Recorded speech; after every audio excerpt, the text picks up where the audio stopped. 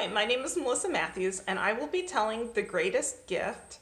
It is a personal narrative about the time that I won $100,000 and shared a hotel room with a New York Times best-selling author whom I had not previously met. When I was pregnant with my second son, Aiden, I found out at the 18-week ultrasound that Aiden would have Down syndrome.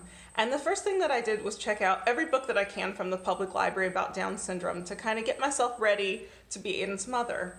And one of the things that I read was that children with Down syndrome sometimes struggle to communicate, and that one way parents can help them is to sign to them and teach them sign language. So before Aiden was even born, my husband and I and my child, Evan, we all learned sign language, and we would say, please pass me the water. Can I have some milk? Because we were really getting ready to have Aiden. And from the time Aiden was born, we used sign language with him, but he never signed back. And by the time he was 3, he had received a secondary diagnosis of autism. So communication was something that he struggled with. And when he turned 3, it was time for him to go to preschool, but there were no preschools in our area that would take a child with such special needs. And I had heard about a school called Frankie Lemon School in Raleigh, North Carolina, that is a preschool for children with special needs. And so I carried Aiden in, and the director of the school met us at the elevator, and she kissed him on the head, and she said, "Oh, it was only on the back of the head. I hope that was okay." And I knew we were at a special place. And as I walked around the school carrying Aiden, I saw children with disabilities similar to that of Aiden who were able to communicate using smart boards and iPads and technology devices. And I knew that I was in a really special place, but there was not an opening at the school. We were put on the wait list, and I began to pray every night that Aiden would get a spot at that school, because I really thought that that is what my baby needed. And we got a phone call one day that Aiden had gotten into the school, and we were Christmas morning excited. One of the books that I read when Aiden was pregnant was the book Expecting Adam by author Martha Beck, and it's the story of Beck's experiences during her pregnancy and raising her son Adam, who has Down syndrome.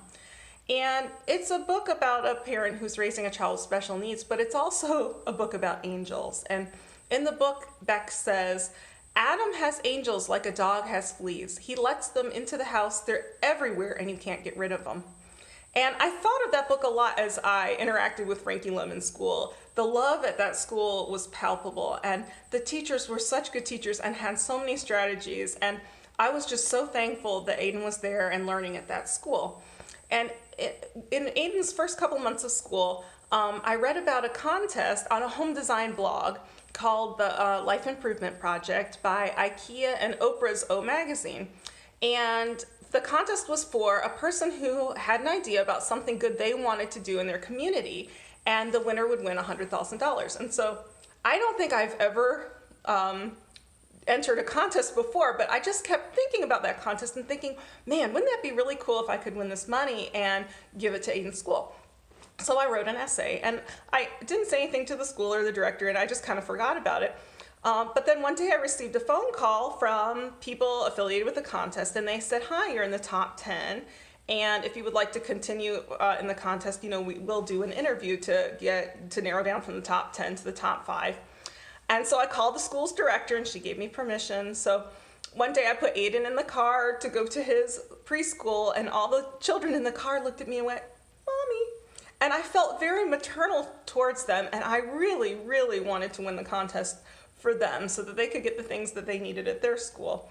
So I did the interview, and I got a phone call that said that I was in the top 5 and that we would need to make a public video, which we did. And the video was voted on, and it turns out in the end that we won.